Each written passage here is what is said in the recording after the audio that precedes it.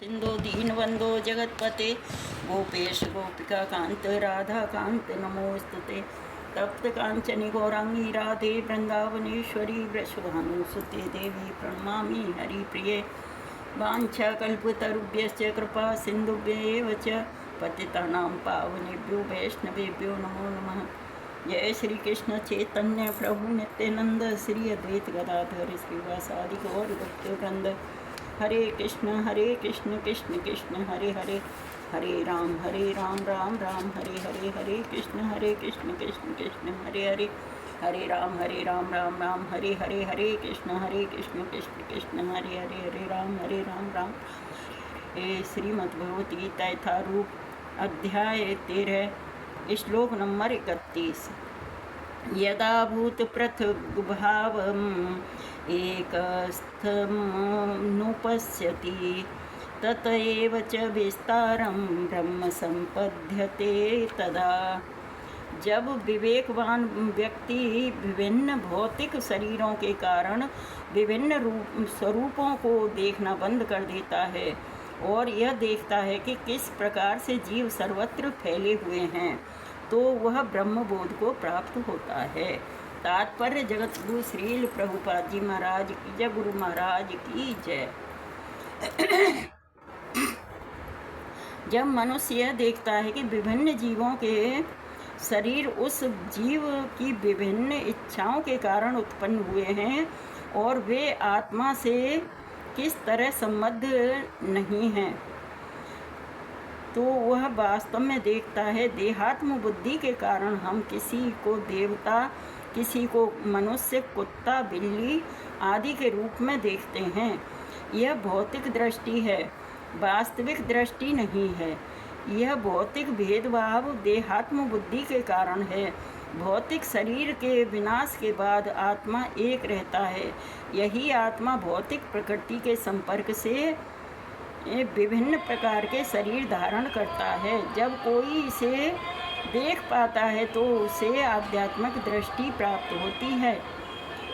इस प्रकार जो मनुष्य पशु, ऊंच नीच आदि के भेदभाव से मुक्त हो जाता है, उसकी चेतना शुद्ध हो जाती है और वह अपने आध्यात्मिक स्वरूप में कृष्ण भावनामृत विकसित करने में समर्थ होता है।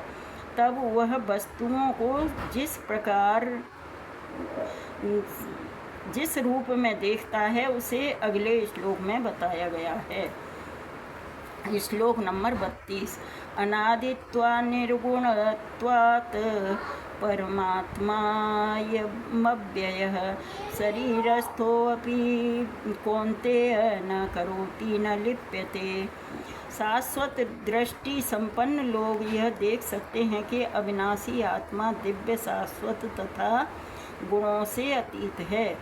हे अर्जुन, भौतिक शरीर के साथ संपर्क होते हुए भी आत्मा न तो कुछ करता है और न लिप्त होता है।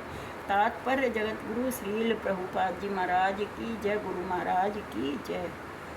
ऐसा प्रतीत होता है कि जीव उत्पन्न होता है क्योंकि भौतिक शरीर का जन्म होता है, लेकिन वास्तव में जीव शाश्वत है। वह उत्पन्न नहीं होता और शरीर में स्थित रहकर भी वह दिव्य तथा शाश्वत रहता है। इस प्रकार वह विनष्ट नहीं हो किया जा सकता। वह स्वभाव से आनंदमय है। वह किसी भौतिक कार्य में प्रवृत्त नहीं होता। अतएव भौतिक शरीरों के साथ उसका संपर्क होने से जो कार्य संपन्न होते हैं वे उसे लिप्त नहीं कर पाते।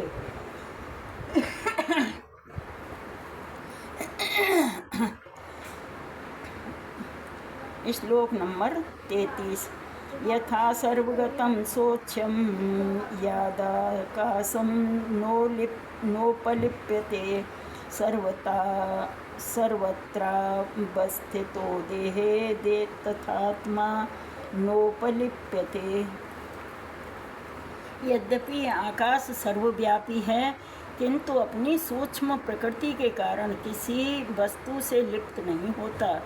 इसी तरह ब्रह्म दृष्टि में स्थित आत्मा शरीर में स्थित रहते हुए भी शरीर से लिप्त नहीं होता। तात्पर्य जगत गुरु श्रील प्रभुपाद जी महाराज की जय, गुरु महाराज की जय। वायु जल कीचड़ मल तथा अन्य वस्तुओं में प्रवेश करती है, फिर भी वह किसी वस्तु से लिप्त नहीं होती। इसी प्रकार से जीव विभिन्न प्रकार के शरीरों में स्थित होकर भी अपनी सूक्ष्म प्रकृति के कारण उनसे पृथक बना रहता है। अतः इन भौतिक आँखों से यह देख पाना असंभव है कि जीव किस प्रकार इस शरीर के संपर्क में है और शरीर के विनष्ट हो जाने पर वह उससे कैसे विलग हो जाता है, और कोई भी विज्ञानी इसे निश्चित नहीं कर सकता। जिस प्रकार वायु हर दिशा में चलती है, कहीं बदबू हो, कहीं मल मूत्र हो, उसमें भी चलती है, लेकिन वायु का कोई कुछ बिगाड़ नहीं सकता। इसी प्रकार आत्मा हमारी शाश्वत है। शरीर हम रख सकते हैं, कुत्ता बिल्ली मक्खी मच्छर सबके शरीर ले सकते हैं, मनुष्य देवता किसी के भी शरीर धारण कर सकते हैं, लेकिन आत्मा हमारी वही एक रहती है, एक साथ रहती है। हरे कृष्णा कृष्णा कृष्णा हरे हरे, हरे राम राम राम हरे हरे, हरे कृष्णा। श्रीमद् भगवत गीता यथारूप की जय। हरे कृष्ण।